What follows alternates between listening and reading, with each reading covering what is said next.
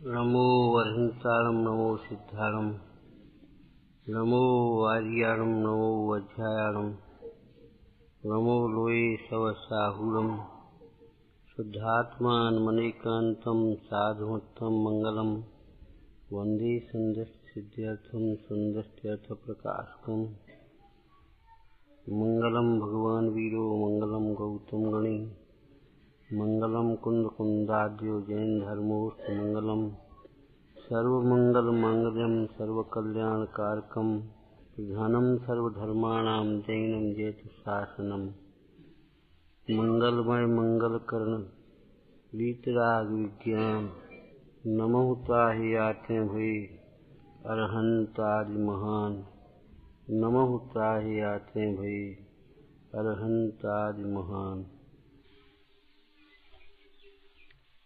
यद्यपि मोक्ष मार्ग और मोक्ष अपने स्वकाल में होता है, काल लपसी बिना करोड़ उपाय करे, वहाँ उपाय नहीं समझना, उपाय का अर्थ तो विकल्प करे, आकुल व्याकुलता करे तो भी कार्य सिद्धि नहीं है। यह कथन पढ़कर काल लब्धि की ओर नहीं देखते रहना। काल लब्धि है तो, परंतु काल लब्धि के भरोसे हम बैठे रहें, काल लब्धि की प्रतीक्षा करते रहें और तत्व निर्णय का अभ्यास न करें तो हमारी भूल होगी। जो होना है सो हो जाएगा। जैसे दो चार वैदिक के नुस्खे पढ़ करके वैद्य नहीं बना जा सकता, रोगों का इलाज नहीं किया जा सकता। ऐसे ही दो चार वाक्य जो होना है सो हो जाएगा। काल लब्धि बिना तो कुछ होता ही नहीं है और पुरुषार्थ तो करना ही पड़ेगा। इस प्रकार बिना सांगोपांग स्वरूप समझे कभी कुछ अपन ग्रहण करके अपने प्रमाद को, विषय कषाय को, अज्ञान को पोषते रहें तो हमारा अवसर चला जाएगा। कर्म के उपसमादिक उद्गल की शक्ति है, इसमें जीव का कुछ कार्य नहीं। क्या मतलब? कर्म की ओर भी मत देखते रहो, कैसा उदय है ये मत देखो। इस उदय के काल में भी उदय से भिन्न हमारा चित्त स्वरूप जैसा का तैसा है, जो का सो है, उस स्वरूप को लक्ष्य करो। जैसा भी उदय है वह भेद ज्ञान करने लायक है। पाप का उदय अपना उपयोग जोड़कर रोने के लिए नहीं, पाप का उदय भी सचेत होने के लिए है, भेद ज्ञान करने के लिए है। ये पाप के उदय का कार्य है, अर्थात मेरा कार्य नहीं है, ये उदय में है, मेरे में नहीं है। एक बात, अब नया बंध पाप का न हो जाए इस प्रकार का, इसके होने में किसी दूसरे का दोष नहीं है। इस प्रकार पाप का उदय आर ध्यान करने के लिए नहीं है। पाप के उदय में भी ज्ञानी जीव भेद ज्ञान पूर्वक धर्म ध्यान में प्रवर्तते हैं, कर्मों के नाश का उद्यम करते हैं, संक्लेश भावों से न वर्तमान में दुखी होते हैं और न नए कर्मों का बंध करते हैं। इसी प्रकार पुण्य का उदय वह कोई अभिमान करने के लिए नहीं। हमारा तो बहुत पुण्य का उदय है, पुण्य के उदय का यदि दुरुपयोग किया तो बहुत पाप बंधेगा। पुण्य का उदय है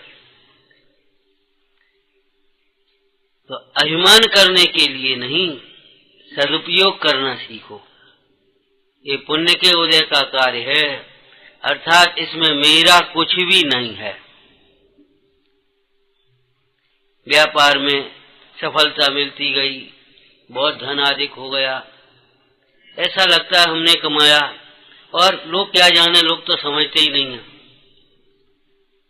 और अभी फुर्सत नहीं है,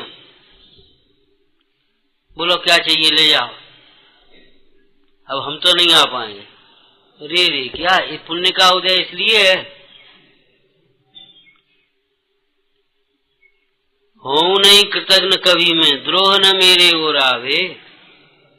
आपको पुण्य का उदय आया, और इन पवित्र पुरुषों के दर्शन के लिए, भक्ति के लिए, स्वाध्याय उनकी वाणी सुनने के लिए फुर्सत नहीं है, बहाने बना रहे हैं। और क्या चाहिए बोलो, अभी टाइम नहीं है, फिर आना।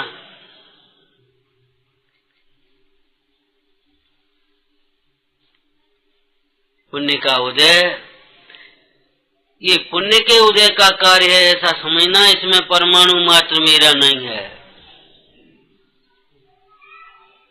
इसमें न मेरा परमाणु मात्र है, अर्थात इसका स्वामी मैं नहीं हूं, और न मेरे द्वारा यह किया गया है। पुण्य के उदय में उसी व्यापार में सफलता मिलती जाए तुम्हारी भाषा में, और पाप के उदय में उसी व्यापार में घाटा हो जाए। थोड़ी थोड़ी कमाई गई जरा सी देर में चली जावे, अध्रुव है ये, विनाशी के पुण्य का उदय, ये असरण है पुण्य का उदय, ये पुण्य के उदय का कार्य है, ये मेरा कार्य नहीं है, मेरे से भिन्न है, इसमें से सावधान रहना ये मेरा कार्य है। ज्ञानी जन पुण्य के उदय में सावधान रहते हैं, अर्थात उसका अंश अपने में नहीं मिलाते, अपना अंश उसमें नहीं मिलाते।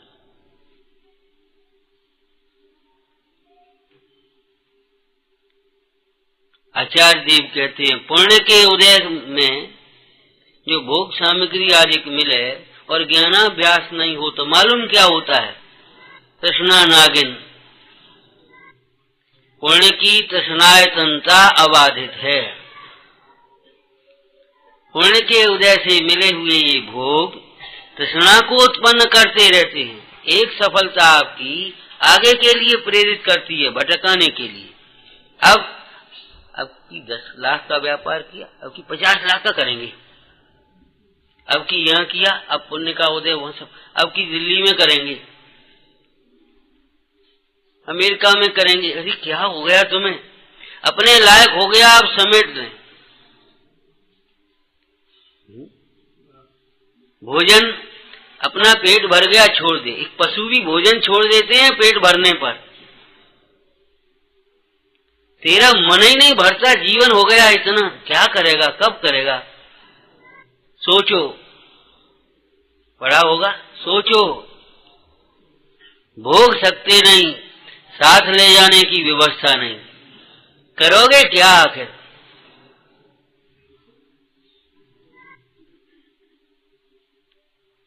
अपने उपयोग को समेटो।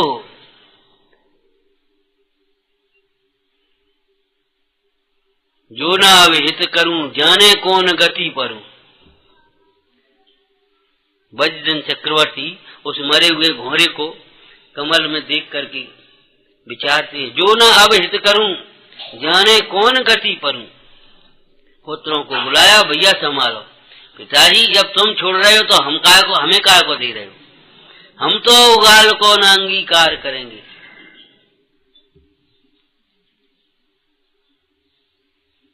पुण्य का उदय अभिमान करने के लिए नहीं है, दीन दुखियों का तिरस्कार करने के लिए नहीं।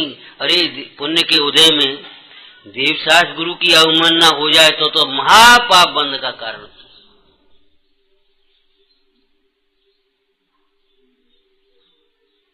कैसा उदय है ये मत देखो, इस उदय के काल में मेरा स्वरूप जैसा का तैसा वो देखो।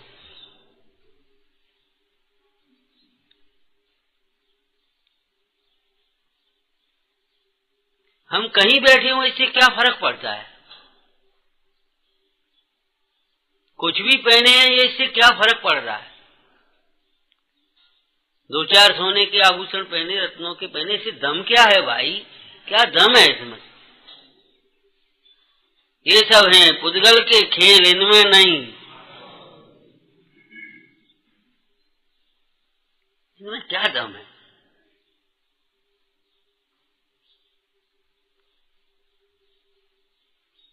न मिलाने से मिलते हैं उदय प्रमाण मिलेंगे, और न छोड़ने से छूटते हैं, वो भी उदय प्रमाण पीछे पीछे भागते हैं।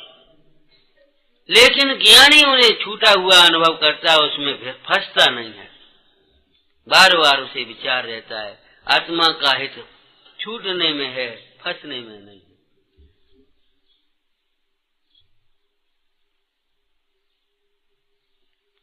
औपसमिक सम्यक्त से मोक्ष के मार्ग का प्रारंभ होता है।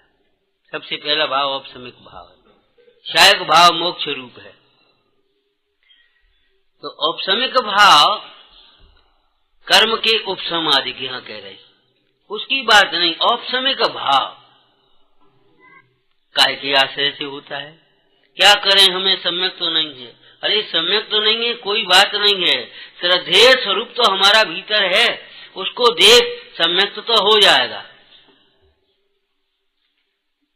लौकिक में भी बिना पड़ी हुई बाई भी, गांव की बिना पड़ी बाई,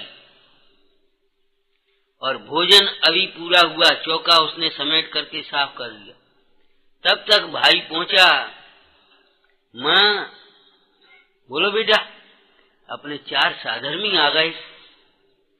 कोई बात नहीं, बुला, बैठाओ, उनको पानी वानी पिलाओ।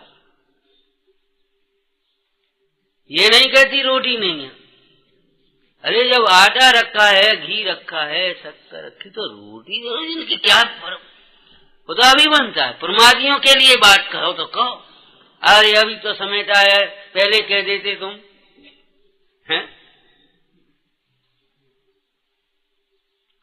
लेकिन वो भाई नहीं कहेगी, उसके हृदय में बादशाह है ना, बुला, बैठाओ अभी, और तुरंत उस बहन से, बहन निकालो आटा, बनाओ उसको, सब्जी बना सकता।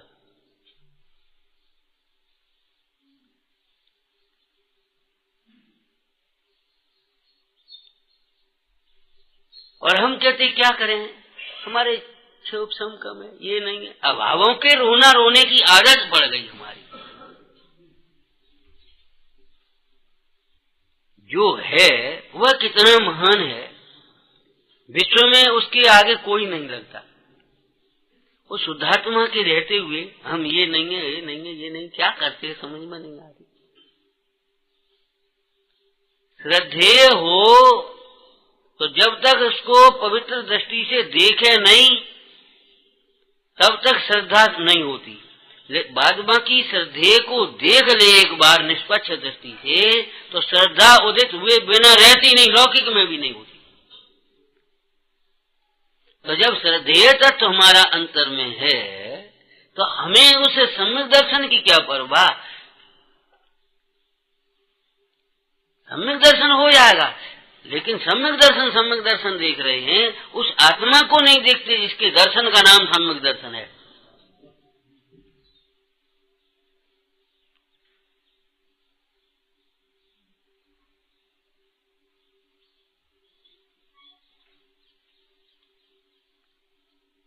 कर्म के उपशम होवे तो सम्यक दर्शन होवे। कर्म का उपशम है, हमारे कर्म का उदय है, क्या करें। अरे क्या करें, वेद ज्ञान करो। क्या जिसमें कर्म का उदय नहीं है, कर्म का उदय है, सच्ची बात है, लेकिन कर्म का उदय कर्म में है। जितनी ये सच्ची बात है कि कर्म का उदय है, उससे ज्यादा सच्ची बात ये है कि कर्म का उदय अपने में नहीं है। कर्म का उदय है, ये संयोग की ओर से कथन है, पर्याय की ओर से कथन है, अर्थात ये व्यवहार न्याय का विषय है। कितने समय है कर्म का उदय। देखने गए थे और अरे इनको तो बड़े पाप का उदय है, कैसा कोड़ जैसा शरीर, और सवेरे देखने गए तो कंचनवाणी काया। कर्म का उदय तो ऐसा अभूतार्थ है, लेकिन जो स्वभाव है वह तो परमार्थ है, वह तो शाश्वत है। उस कर्म के उदय का रोना रोड़ा कर्म का उदय है। ये जितना सत्य है उतना उससे बड़ा सत्य ये है, परम सत्य बात ये है कि कर्म का उदय कर्म में है, कर्म का उदय मेरे में, मैं इस कर्म के उदय से निरपेक्ष तत्व हूं। पारिणामिक भाव है ना, आगम की परिभाषा पारिणामिक भाव की। आगम में क्या लिखा? पारिणामिक भाव।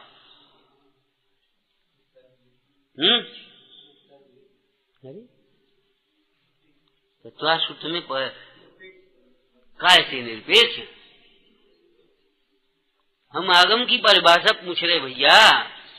उदय, उपशम, क्षय, क्षय उपशम आदि से निरपेक्ष भाव का नाम पारिणामिक भाव। वहां 5 भाव है ना, औपसमिक भाव, उपशम सापेक्ष, क्षय भाव क्षय सापेक्ष, उदय भाव उदय सापेक्ष, क्षय उपशमिक भाव और इनसे निरपेक्ष पारिणामिक भाव। जहां जो परिभाषा है वहां घटित करना चाहिए। तो कर्म के मोहादिक का उपशम वह पुद्गल का कार्य है। अब प्रश्न क्या उठना चाहिए? कल यहां हमने रोका था। प्रश्न क्या आना चाहिए अपने को? ये कर्म का कार्य है, तो फिर मेरा कार्य क्या है? एक बच्चा आया, उसने एक थोड़ी सी कुछ ले आया कूड़ा करकट और उसने यहां फेंक दिया। ये किसी बालक का कार्य है। आपका कार्य क्या है? बालक को 2 चांटे लगाओ, क्या करता है?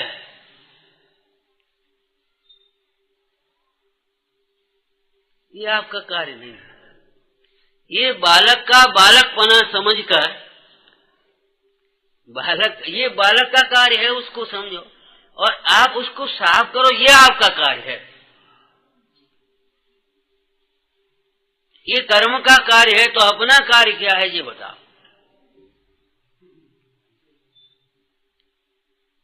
इसको कर्म का कार्य जानकर, कर्म अपना कार्य करता है, तुम अपना कार्य करो।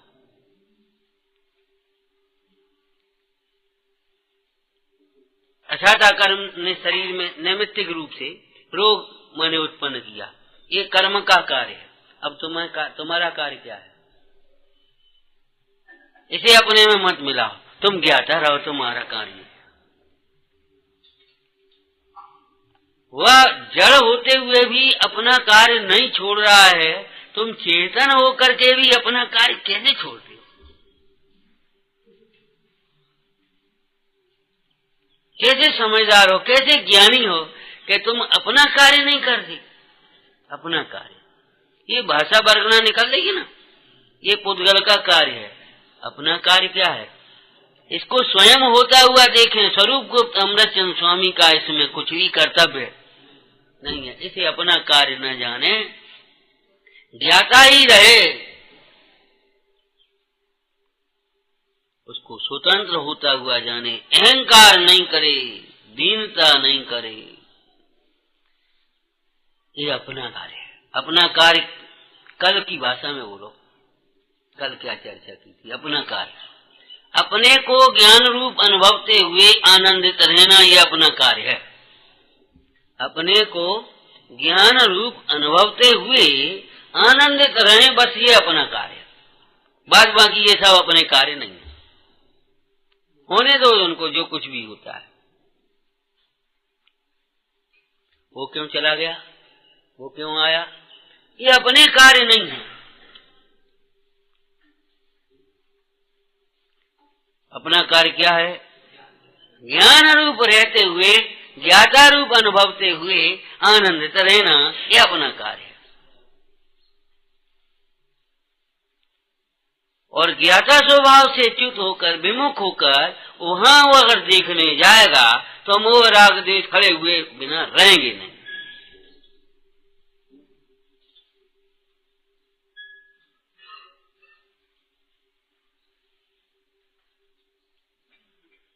उसे जानना अपना कार्य नहीं है।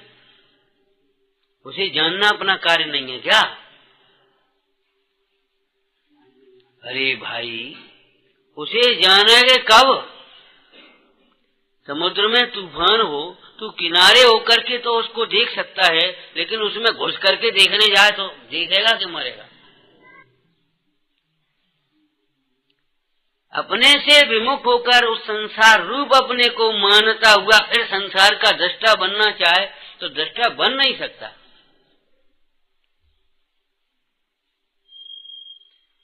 इसीलिए ज्ञाता दृष्टा जीव का स्वभाव है, और वेद ज्ञान होने पर, स्वानुभव होने पर यह जीव साक्षात ज्ञाता होता है। साक्षात ज्ञाता, मात्र ज्ञाता रहता है। ज्ञाता दृष्टा रह जाऊं, मद मत्सर मोह विनष्ट। सम्यक होने पर अनंतानुबंधी मद मत्सर मोह विनष्टे गए, और ज्यों ज्यों विज्ञान घन होता गया त्यों त्यों ये मोह राग द्वेष क्षीण होते गए। अंत में ज्ञान ज्ञान में प्रतिष्ठित होता हुआ मात्र ज्ञाता दृष्टा रह गया, विश्व का ज्ञाता हो गया अपने ज्ञाता रहते हुए। फिर मोह राग द्वेष आदि का अंश भी नहीं रहा। ये पुद्गल के कार्य। अब दूसरे के कार्य करे और अपना कार्य न करे, बताओ क्या करे।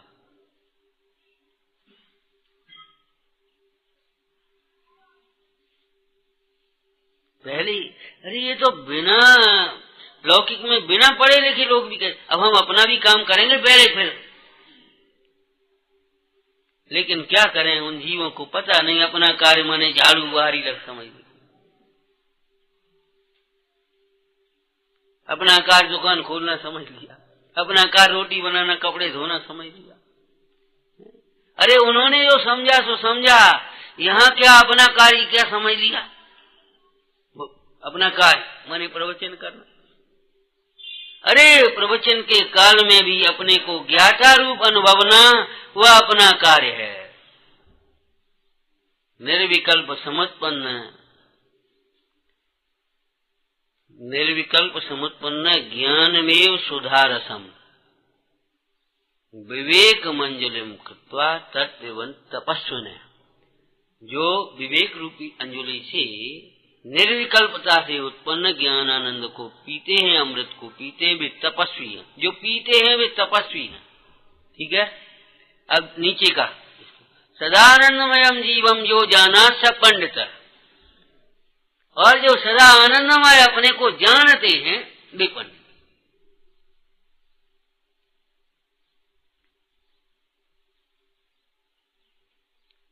अब अपने कार्य को पहचाने।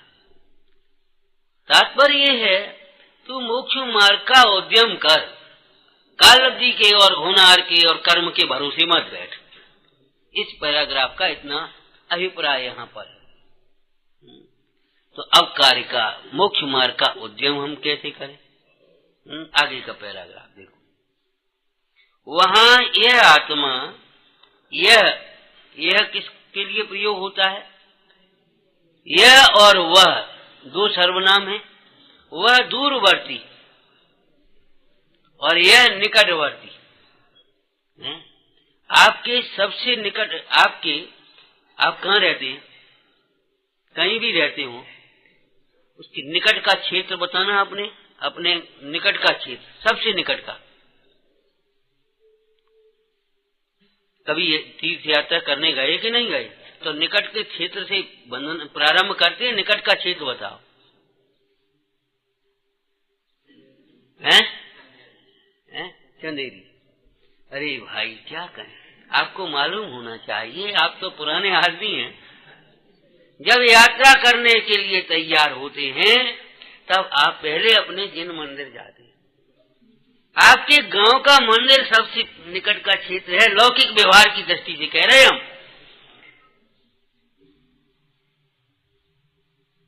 उसी के बाद तो चलेंगे। या तीर्थ यात्रियों को विदा करते कैसे करते हो, हैं?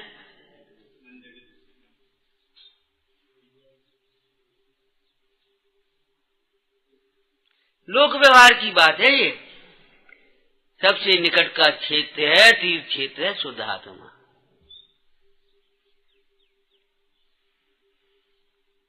शुद्धात्मा शाश्वत तीर्थ है, वह अपना तीर्थ है। उसकी आराधना करने वाले द्रव्य तीर्थ हैं, और जहां वे आराधना करते वे तीर्थ क्षेत्र तीर्थ हैं, और जब आराधना करते तो काल तीर्थ हैं, और आराधना रूप जो भाव है सो भाव तीर्थ है।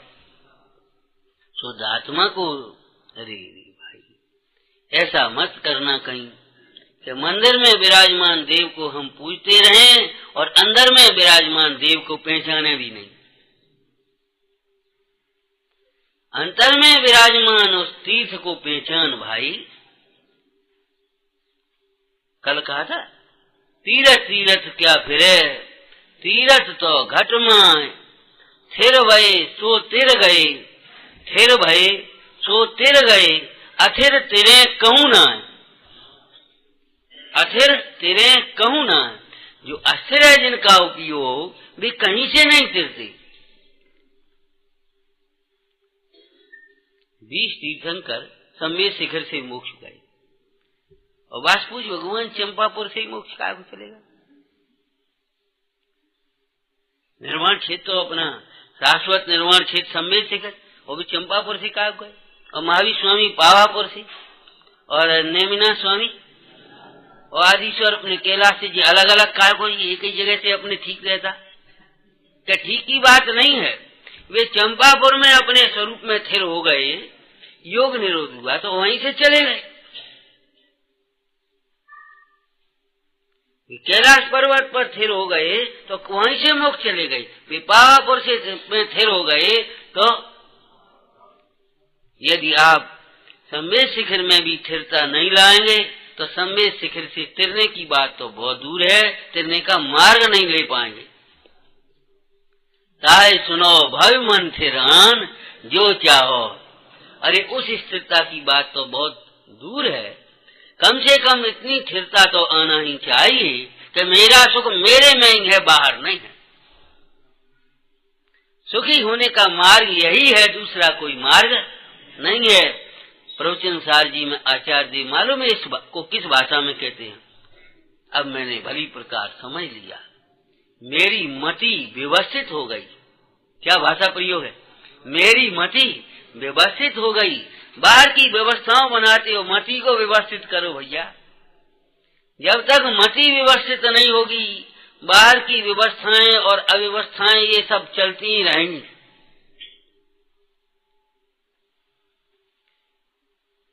क्या मति व्यवस्थित हो गई भाई, बताओ तो सही। कि मुक्ति का दूसरा उपाय नहीं है, सुखी होने का दूसरा मार्ग नहीं है। भगवंतों को नमस्कार, मति व्यवस्थित हो गई। कलश की भाषा में बोले मति व्यवस्थित हो गई। न खलु न खलु यस्मात् अन्यथा साध। स्वभाव की ओर से बोलो, न खलु समय उत्तरम समय सारा किंचित अस्ति। समय सार से उत्तर ऊपर अतिरिक्त कोई दूसरा तत्व है ही नहीं, बस आ गया। लेकिन उत्कृष्ट तत्व को साधने के लिए परिणाम भी उत्कृष्ट ही चाहिए। हमारी तैयारी उत्कृष्ट चाहिए, समर्पण भी उत्कृष्ट चाहिए। क्यों? उत्कृष्ट तत्व को प्राप्त करने का जीवन में लक्ष्य बनाया। जब हम उत्कृष्ट व्यापार करना चाहते हैं तो पूंजी माने कोई पैसा नहीं, बुद्धि उत्कृष्ट चाहिए। जवाहरात का व्यापार करना हो, पूंजी दूसरा भी लगा देगा, भैया बुद्धि आपकी चाहिए। रत्नों का व्यापार आपको करना है और बाद बाकी तो कार्य सब बन जाएंगे, जो कुछ भी बनेगा। लेकिन सबसे पहले रत्नों की पारखी होना चाहिए। अनुभव माणिक पारखी जोरी आप जिनंद, ये ही वर मोह दीजिए चरण शरण आनंद।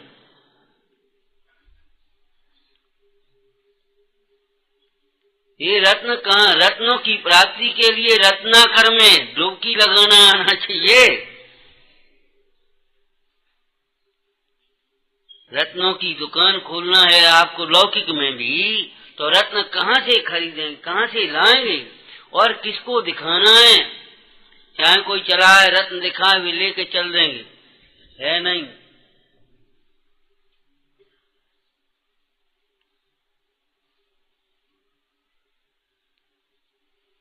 बुद्धि चाहिए, बुद्धि अपनी चाहिए, निर्णय करने में अपना पुरुषार्थ, परीक्षा करने में, परीक्षा को निर्णय करने को अपनी बुद्धि चाहिए।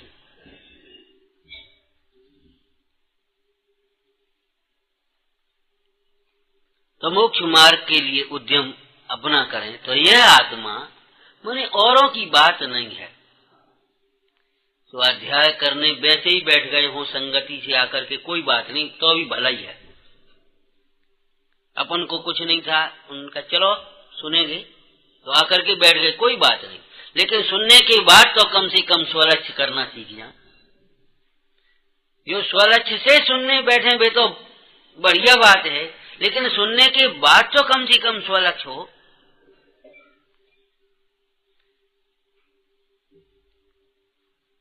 क्या कह रहे? यह आत्मा जिस कारण से कार्य सिद्धि अवश्य हो उस कारण रूप उद्यम करे, वहां तो अन्य कारण मिलते ही मिलते हैं और कार्य की भी सिद्धि होती ही होती है।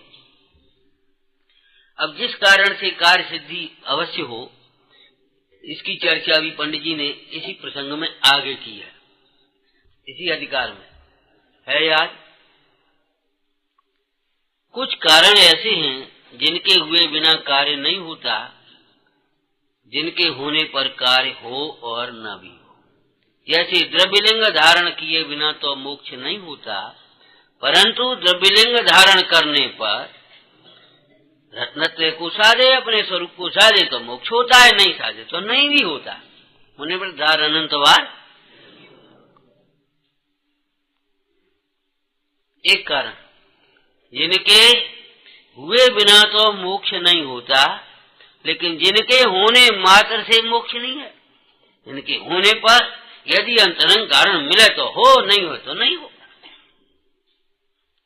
दूसरा बाह्य तपों की चर्चा की, जिनके होने पर भी कार्य होता है और जिनके न होने पर, कम होने पर, ज्यादा होने पर भी मोक्ष होता है। ये बाह्य तपों की चर्चा है। जरूरी नहीं है सबको 6 महीने के उपवास ही करने पड़े। तीर्थंकरों में भी कितने तीर्थंकर 2-2 उपवास करने के बाद, कोई तीर्थंकर 1000 वर्ष, किसी को 6 दिन, किसी को के महीने, किसी को कितने दिन, ये सब अलग अलग है कि नहीं।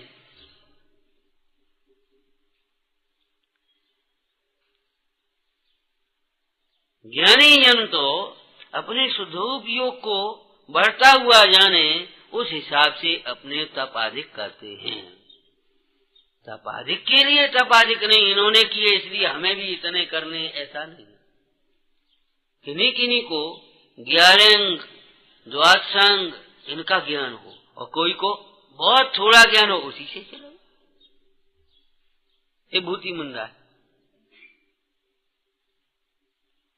तीसरा कारण, जिसके हुए बिना कार्य नहीं होता, नहीं ही होता, और जिसके होने पर कार्य होता ही है, वो तीसरा कारण क्या है? वो रत्नत्रय, भाव लिंग जिसको कहते हैं, लिंग चिन्ह को कहते हैं। तो भाव लिंग, सम्यक दर्शन ज्ञान चारित्र रूप भाव। पर ने कौन सा सम्यक दर्शन ज्ञान चारित्र रूप भाव? कौन सा? निश्चय सम्यक दर्शन ज्ञान चारित्र रूप परिणाम। पर द्रव्यंते भिन्न आप में रुचि, आप रूप को जान पनो, आप रूप में।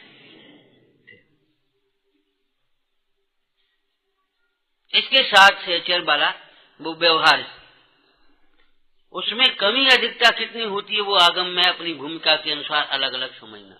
लेकिन ये पर द्रव्यंत से भिन्न आपकी रुचि, तात्पर्य आत्मा की रुचि के बिना मोक्ष नहीं ही होता। आत्मानुभव के बिना मोक्ष नहीं ही होता। आत्मा में भेद ज्ञान पूर्वक एकाग्रता हुए बिना मोक्ष मार्ग नहीं ही होता। तो क्या कहा, जिस कारण से कार्य सिद्धि अवश्य हो, उस कारण रूप उद्यम करे। अपने रुचि करे सबसे पहले। अब रुचि कब होगी? रुचि का अर्थ, रुचि का इतना हल्का अर्थ नहीं है। आज भोजन में रुचि नहीं है, भूख नहीं लगी, वो रुचि की बात है। आज भोजन अच्छा लगा, बुखार नहीं आया, भोजन में रुचि आई, वो रुचि नहीं लेना। रुचि का अर्थ यहाँ प्रतीति, श्रद्धान। अरे ये जीव को देखो तो कुछ संयोग इकट्ठे कर लेता है तो कितना विश्वास है, अब हमारा क्या हो जाएगा। एक आध बंदूक ले ले तो सोच लेता बस अब हमें कोई नहीं कुछ कर सकता। अब क्या हो गया, 10-20 लाख रुपया जमा कर, अब हम अपने निश्चिंत हो गए बुढ़ापे में। लड़के कुछ नहीं पूछे मुझसे, अरे क्या कर रहे थे, वो पैसा क्या करेगा तुम्हारा।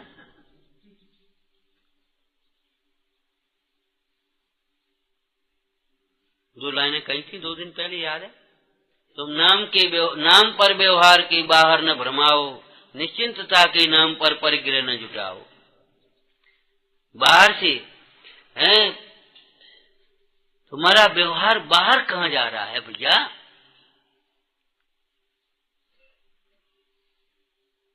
बाहर कहाँ है? रागाधिक मिटने के 2 प्रकार के उपाय कहे 7वें अधिकार में। बुद्धि पूर्वक तत्व विचार आदि में प्रवृत्ति, और उस समय कर्म के उपसमाधिक हो तो रागाधिक मिटती है। उसमें एक दृष्टांत दिया, जैसे पुत्र का अर्थी विवाद कार्य का तो उद्यम करे, फिर बहुतों को पुत्र होते हैं, किसी को नहीं हो तो नहीं हो, लेकिन उद्यम तो यही है, ठीक है ना। तो अब विवाद कार्य का उद्यम करेगा अर्थ क्या है? अजी हम बताएं, बता क्या करें?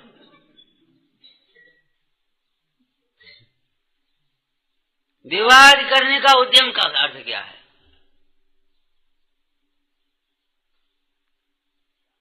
विवाद करने का उद्यम ये नहीं है कि अपने माता पिता को कुछ नहीं गिने, गुरुजनों को कुछ नहीं गिने और बस ऐसे देखे दाखे और अपने चाहे कहीं, ये तो विवाद का उद्यम नहीं है। क्यों भाई, विवाद का उद्यम क्या है?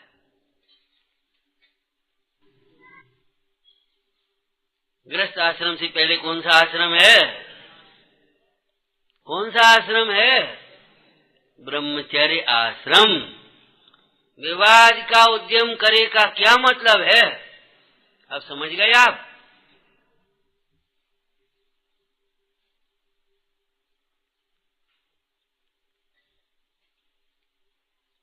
सीखने में समझने में इतना लगा रहे कि विषयों की ओर वृत्ति न जाए।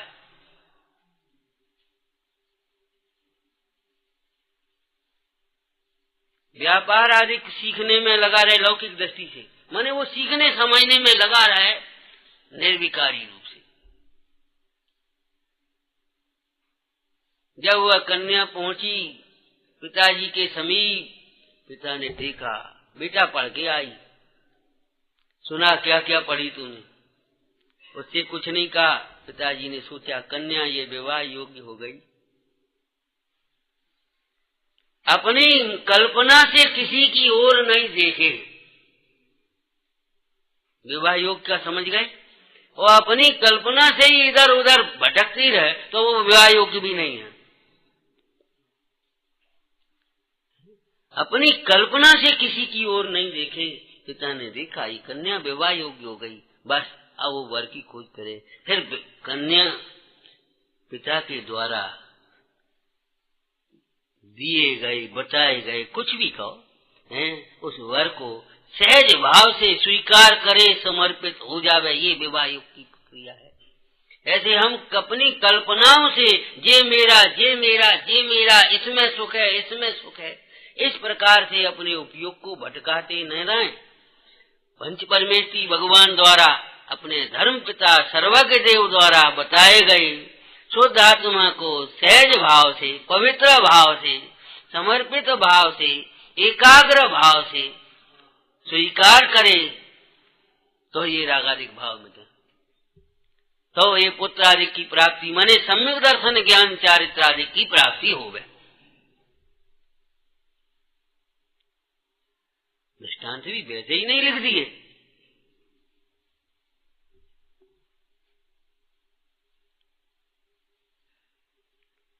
जिस कार्य से कार्य सिद्धि अवश्य हो उस कार्य रूप उद्यम करे, और जिस कार्य से कार्य सिद्धि न हो उस कार्य रूप उद्यम करता रहे तो आप यहां भी कुछ नहीं होगा।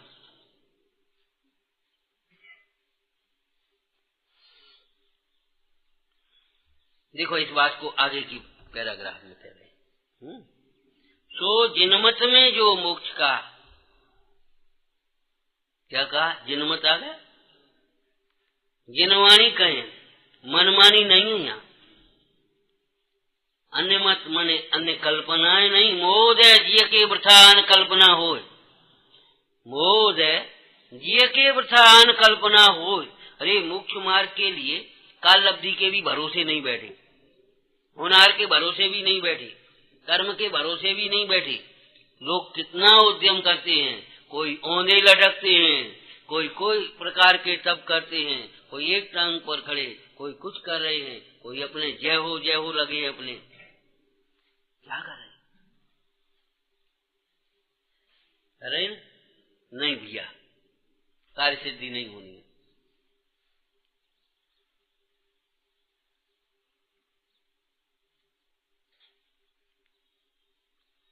इलाज भी हम वैद्य के अनुसार करते हैं ना। क्या कहा, सो जिनमत में जो मोक्ष का उपाय कहा, जिनवाणी में जो मोक्ष का उपाय कहा, जिनेन्द्र भगवान द्वारा मोक्ष का उपाय कहा गया, इससे मोक्ष होता ही है।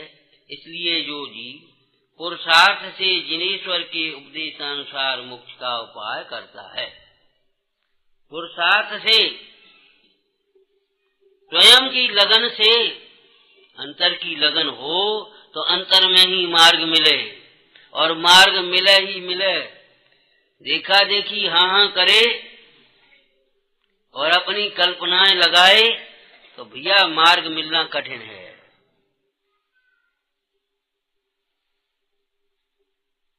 तो जिनेश्वर के उपदेशानुसार, जिनेश्वर के उपदेशानुसार क्या कहा बताओ।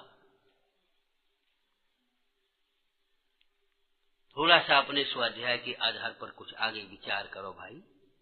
जिनेश्वर के उपदेशानुसार क्या कहा, प्रथम तो श्रुत ज्ञान के अवलंबन से ज्ञान स्वभावी आत्मा का निश्चय कर। दूसरा वाक्य बोलो जिनवाणी का ही। प्रथम तो बहुत उद्यम से जीव राया को पहचाने, है ना, बहुत उद्यम। टोटमल जी की भाषा बोलो, टोटमल जी की।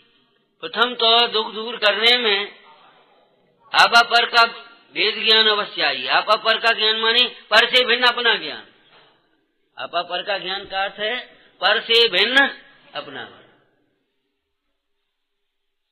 दुख और दुख के कारणों से भिन्न सुख स्वरूप में हूं, ऐसा ज्ञान।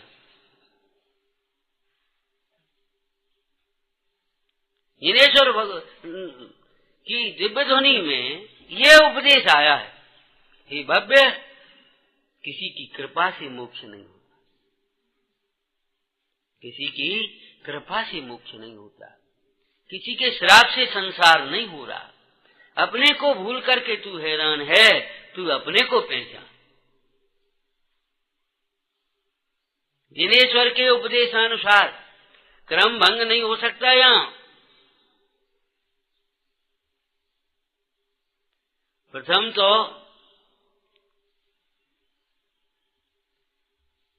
श्रुत ज्ञान के अवलंबन से, ये द्रव्य श्रुत है, भाव श्रुत ज्ञान तेरे पास है। श्रुत ज्ञान के अवलंबन से ज्ञान स्वभावी आत्मा का निश्चय करो।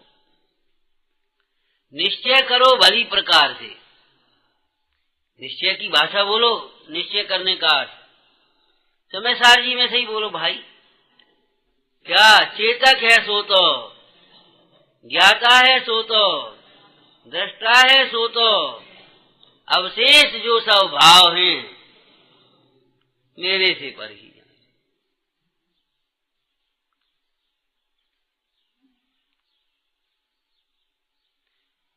अरे विचार करो, इस पर्याय का जो आप संबोधन के लिए नाम रख लेते हैं, उस नाम का क्या स्वरूप है?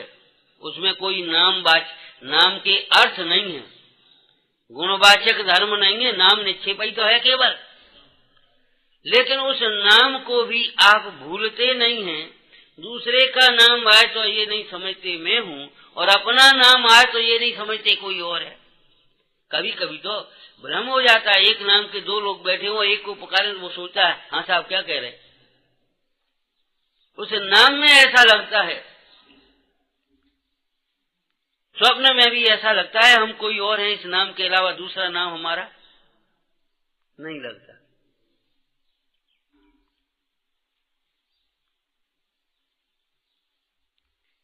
वे धन्य हैं, सूर्य हैं, कृतार्थ हैं, पंडित हैं, जो स्वप्न में भी सम्यक को मलिन नहीं करते। मलिन नहीं करने का अर्थ क्या है? जो स्वप्न में भी अपने को ज्ञायक के अतिरिक्त अन्य रूप नहीं देखते। कितने भी स्वांग आ जाएं, कितने भी स्वांग बदल जाएं, लेकिन ये नहीं देखते कि ये मेरा नहीं है। और उस स्वांग में अगर कोई आ जावे तो ये नहीं मानते ये मेरा है।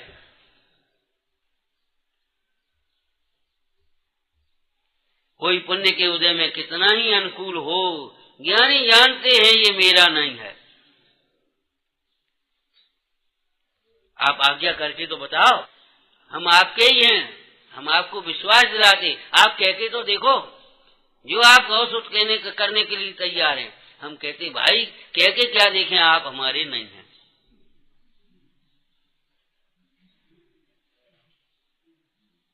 सच्ची बात है कि आप कह के देखो, आज्ञा करो आप कि आज्ञा करें। आज्ञा तो ये है भाई, जिन आज्ञा मानने में सावधान रहो, अपने को ज्ञायक रूप देखो। हम क्या नहीं कर सकते।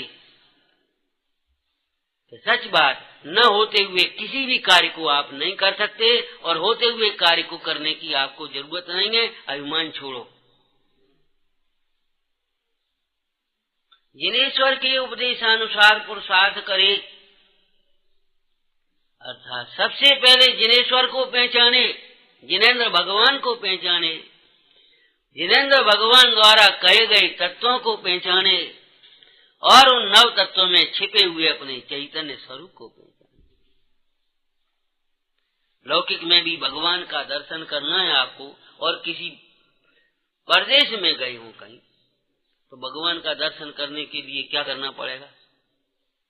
भगवान का ही तो दर्शन करना है। देखो परमार्थ दर्शन तो बहुत सरल है, जिले बैठ जाओ, देखो भगवान को। व्यवहारिक दर्शन में क्या करोगे आप? सबसे पहले मंदिर कहाँ है? मंदिर आप कहाँ से आए? यहाँ से 5 किलोमीटर दूर है। अच्छा, कौन सी रोड पर है, किधर है, कहाँ है? उसका बाहर का नक्शा समझना पड़ेगा कि नहीं? समझना पड़ेगा कि नहीं? क्योंकि बहुत दूर खड़े हैं। जितनी दूर खड़े हैं वहां से मंदिर तक का पूरा मार्ग समझना होगा, और फिर मंदिर, वहां से वहां जाना, एक गली पड़ेगी, वहां से भीतर जाना, वो ऐसा गेट होगा, वहां जाना, वहां फिर वो पूजा भी, वहां बगल में वो पानी वानी का इंतजाम, नहाने धोने का सब है। आप चले जाओ वहां, वो मिल जाएगा मैनेजर, उससे पूछ लेना, वो सब आपका। मैनेजर साहब कहाँ है? क्यों? दर्शन करना है। किनके? मैनेजर साहब के का। तो क्यों पूछ रहे हो? अरे दर्शन करने हैं तो ये सब उतार करके दूसरे पहनना है ना। ना ना, अच्छा भाई। उसने कहा ठीक है, आप कहाँ से आए, सामान यहाँ रखो, कपड़े यहाँ बदलो, ये जाओ। दर्शन यहाँ करने हैं ना, और ये सब इतना सब परिकर पूछना है। तो ऐसे मोक्ष मार्ग के निमित्त कौन होंगे हमारे इस कार्य में? हैं? मोक्ष मार्ग में हम जब प्रवेश करेंगे तो कैसे कैसे परिणाम आएंगे, कौन से परिणाम बाधक। देखो उधर मत चले जाना, उस गली में, समझ गए ना, दाईं ओर मुड़ना भैया, वो समझाता है, हाँ हाँ समझ गए भैया। क्या समझ गए? तो उधर से बाएं जाना। अरे देखो हम भूल गए, हम कह रहे बाईं ओर नहीं आना। तो ऐसे ही आश्रय और बंध संबंध निजरा इन सब भावों को समझने की, कौन से भाव आएंगे, किस प्रकार और वे भाव आएंगे, तो उनमें अटकना है कि बढ़ना है। 4 रास्ते आए तो भी भटकना नहीं है, और एक रास्ते में भी सुंदर सुंदर दृश्य आए तो अटकना नहीं है। बीच में पुण्य के उदय से नाना प्रकार के वैभव भोग मिलेंगे, यश पद प्रतिष्ठा मिलेगी आपको। पंडित जी अटक मत जाना, महाराज जी अटक मत जाना, ताकि मार्ग में दिव्य समाज स्वर्ग आदि के पद, चक्रवर्ती के पद आएंगे। अटक मत जाना, आएंगे। ये नहीं आना चाहिए, सीधा मोक्ष होना चाहिए। आएंगे तो रुक नहीं पाओगे आप, और नहीं आएंगे तो चाहने से आएंगे नहीं। अटकना नहीं है सब, ये समझ लेना। ये उदय के कार्य, उदय भाव, ये ऐसे सबका भेद ज्ञान करते बढ़ते चले जाओ। जैसे वो छोटा सा बालक, उसने देखा और वो ऐसे निकला और ऐसी चीज, अरे जा कहाँ रहा है, लेकिन उसकी तो एक लक्ष्य है ना, वो ऐसे चीज था, वो सीधा करके माँ की गोद में उसका है कि नहीं? एक छोटा सा बालक ऐसे जिनेश्वर का लघुनंदन भी इन सारे विभावों को पार करता हुआ एक चैतन्य को स्पर्शता है, चैतन्य को। जैसे वो बालक भूख से वहां चिल्लाता था, यह माँ की गोद में तृप्त होता है, जो शांत होकर के, चुप होकर के, बाहर से अपनी आंख बंद करके उस दुग्ध पान करता है। ऐसे ये जिनेश्वर का लघुनंदन भी सर्व ओर से अपने उपयोग को समेटकर अंतर में चैतन्य रस को पीता। नियम सारजी में दृष्टांत आया, जैसे कोई निधि को पाकर दरिद्री, जैसे कोई दरिद्री निधि को पाकर गुप्त रहकर अपने वतन में भोगता है। देखो देखो हमें ये मिला, ऐसा दिखाता नहीं फिरता, पहले वो उसको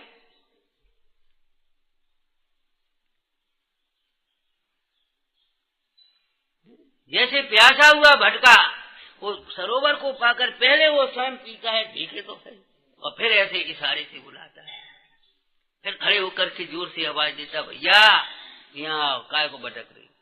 पहले वो ऐसे ही भाई मोक्षार्थी जीव भी अपने स्वरूप को साधता हुआ मोक्ष मार्ग में लगता है। जिनेश्वर के उपदेशानुसार पुरुषार्थ करते हैं। अब इस तोटरमल जी की इस प्रसंग की भाषा में कहें, तत्व निर्णय में उपयोग लगाते हैं, तत्व विचार आदि में प्रवर्तते हैं, स्वरूप को बार बार विचारते हैं, स्वरूप में एकाग्र होकर वे जीव उनकी कालब्धि भी आई, भवितव्य भी भला है, कर्म के उपशम आदि भी स्वयं होते हैं, और उनको मोक्ष मार्ग होता है। पश्चात सम्यक दर्शन हुआ, उसके बाद की भी बात लिखी है, पढ़ लेना। अब आगे वाचन नहीं हुआ, इस प्रसंग को पूरा पढ़ना, समझ में आया? आगे पश्चात उसने जाने ये रागादिक, ये कहाँ चक्कर है भाई, हटो हटो यहाँ से। उन रागादिक भाव को मेटने के लिए बार बार भेद ज्ञान करता, वैराग्य भावना उपयोग लगाता है, स्वरूप को साधता है, दर्शन मोह के उपसमादिक हो जाते हैं, और ये जीव अंत में अपने स्वरूप को प्राप्त। तो इस जीव का मुख्य कर्तव्य तो तत्व विचार आदि ही है। पीछे क्या कहा? तत्व विचार वाला जीव ही सम्यक्त का, और सम्यक्त जीव ही चारित्र का, और चारित्रवान जीव ही मुक्ति का अधिकारी होता है। कर्तव्य पालन करते जाओ, अधिकार तुम्हारी झोली में आते जाएंगे। विकथा में समय नहीं खोना, खोटे विचारों में मत अटके रहना, और खोटे विचारों का चिन्ह है आकुलता बढ़ती जाए। सम्यक विचार का चिन्ह है हमारी समाधान होता जाए, शांतता बढ़ती जाए। जिनेश्वर के उपदेशानुसार पुरुषार्थ करते हैं, उनको सर्व कारण मिलते हैं। अंतरंग बाह्य जिनकी जरूरत है वे सब मिल जाएंगे। और यदि हम जिनेश्वर के उपदेशानुसार नहीं पुरुषार्थ करते, तत्व निर्णय में उपयोग नहीं लगाते, तो सब मिले मिलाए अवसर तो